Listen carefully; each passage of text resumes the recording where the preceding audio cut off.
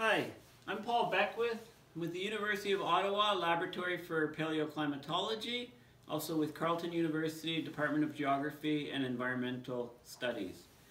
So in this video I'm going to talk about the accelerating effects of Arctic feedbacks.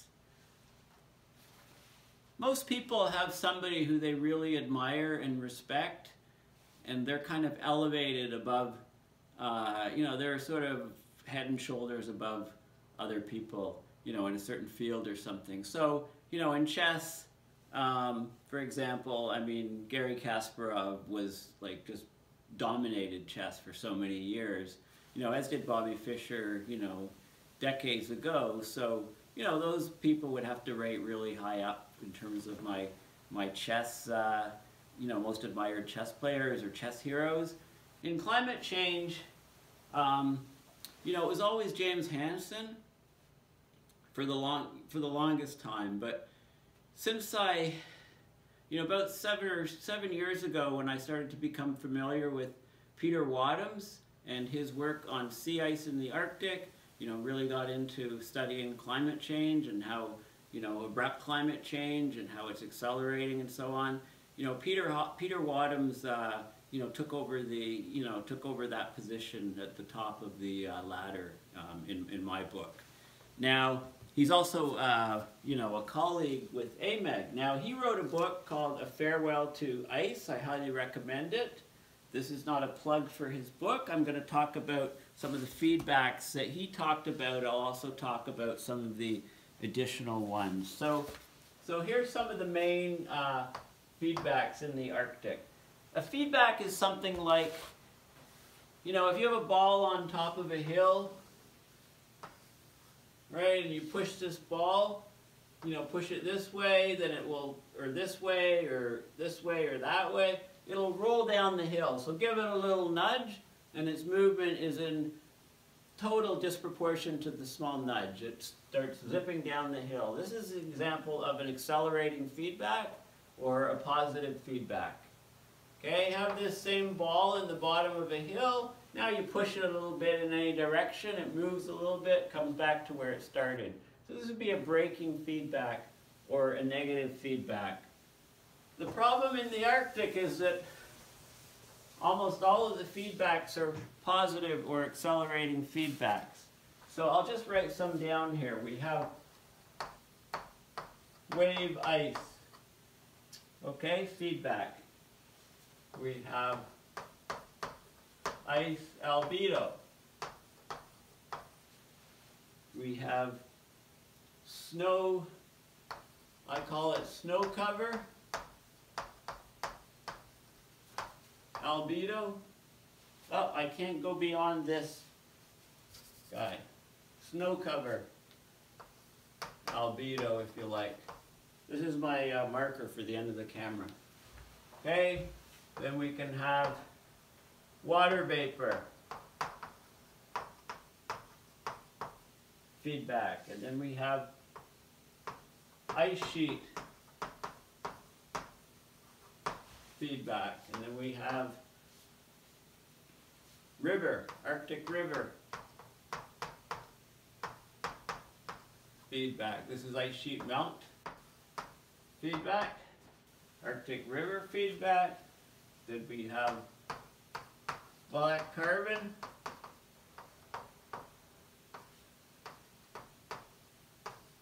then we have ocean acidification,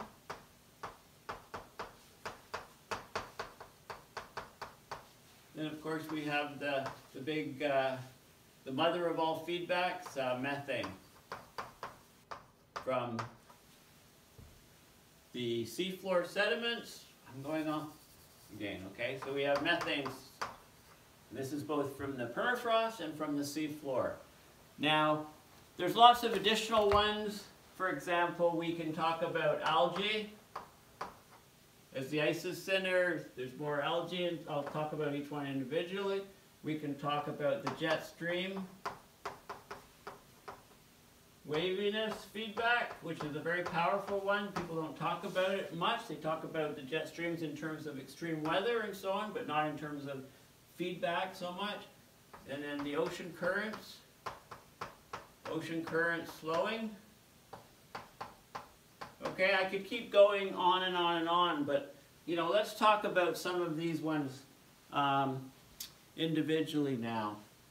Okay, so wave ice feedback. Okay, if you have waves, you have an ocean here, you have a wind blowing over it, right? You start generating ripples. You know, over time, the ripples can get bigger. You know, if the wind is stronger, the ripples get even bigger. If there's a long fetch, which is the distance across the water, the waves will get even bigger. Okay, so we've got the Arctic Ocean, we've got the, you know, the ice in the center here. You know, as the ice shrinks, there's more and more open water on the outside, so the waves can build up higher and higher. Right? The waves get stronger, the wind gets stronger, long duration times. So the wave height will depend on the strength of the wind times the length of time that the wind has been blowing over this stretch in that direction. Okay? Also times the length L. The longer the length L, the higher the winds will be. So if you're at the far end of the fetch, the winds are obviously much higher. I mean, the waves are obviously much higher than the waves at the beginning here. You know, if this is a shoreline here and here. Okay, so what do the waves do? Well, the waves, you know, if we have a view here of the, okay, so we've got sea ice here, right? Just draw it like this. Surface of the water, something like this. This is called the freeboard, part above, right? About 90% of the ice is below. Sea ice, you know, first year ice, it's only 2 meters thick, say. So the waves come along here, you know, and they lift up the ice and they start to shatter the ice into small pieces, right? Okay, now this is very important because the smaller the pieces, the larger the surface area, right? Okay, maybe you don't believe me on that. So let's say we have a cube here. It's easier to demonstrate with a cube. This is 1 meter, this is 1 meter, this is 1 meter depth. What's the surface area of this cube? Well, count the faces. Top, bottom, and 1, 2, 3, 4. Front, right side, back, left side. So 6. The area of one surface is 1 square meter times 6 square meter. That's the area, the surface area of this. So the melting rate, assuming there's enough heat there, it's going to be melting at each of the surfaces, where each of the surfaces is in contact with water, right? So now let's say a wave comes along and this thing breaks. So let's break it into, let's break it here. Let's break it into sections where each section is 0.5 meter by 0.5 meter. Okay, so the area of one of these guys will be 0.25. Right, the surface area of this. And there'll be 4 per face.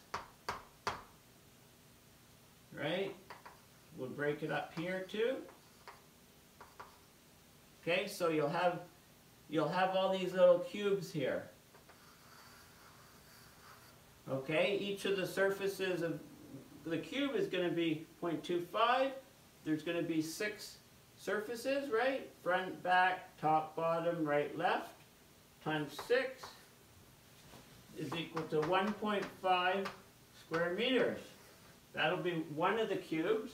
There'll be 1, 2, 3, 4, 5, 6, 7, 8 times 8. This is equal to 12 square meters. Okay, so if we chop each meter long region into half a meter, on all sides we get these smaller cubes, the surface area doubles. Okay, so the melt rate of this material is going to double too. Okay, another wave comes along and breaks this into even smaller sections, and you get the picture. The ice crumbles into smaller and smaller pieces. That greatly increases the surface area. Therefore, the melting at the surfaces goes really up fast. So you can clearly see that waves pulverizing the big ice chunks is a huge feedback that can increase the melt rate.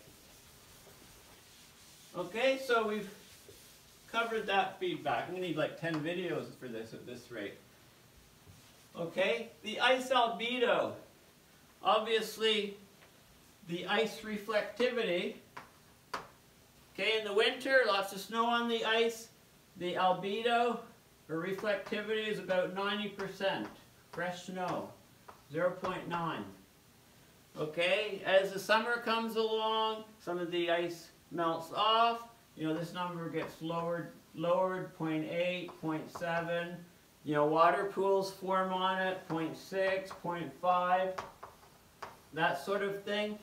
And then boom, it disappears. And now we've got just seawater, 0.01, 10% reflectivity.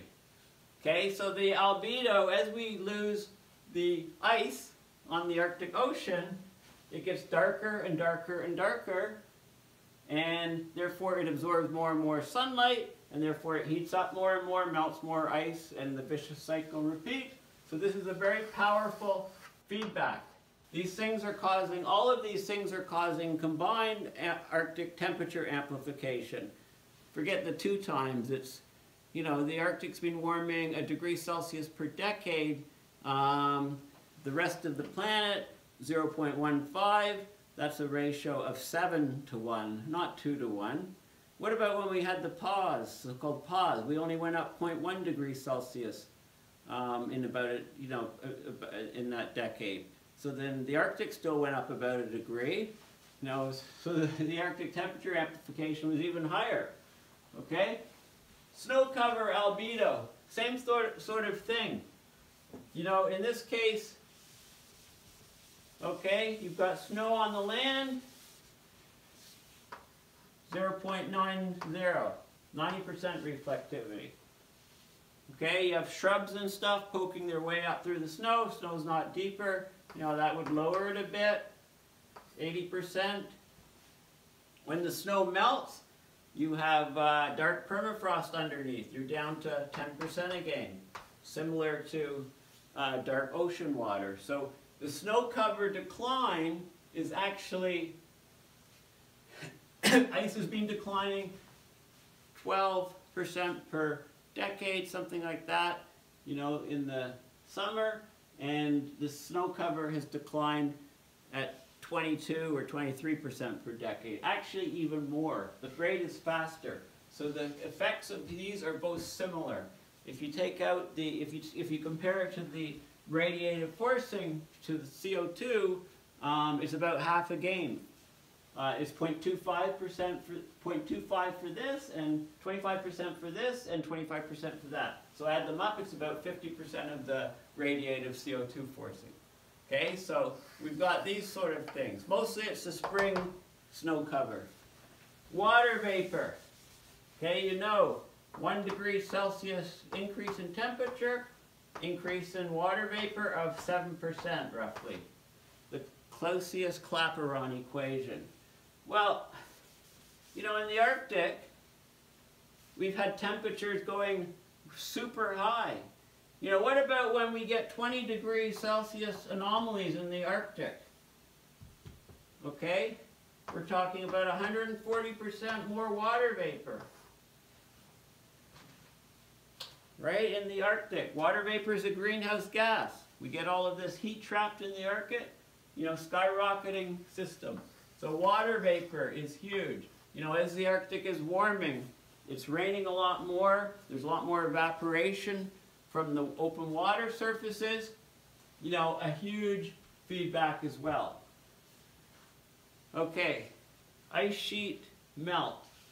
Okay, we're talking about the ice sheets on Greenland. Greenland is getting darker and darker. You know, one year we had 97% of the surface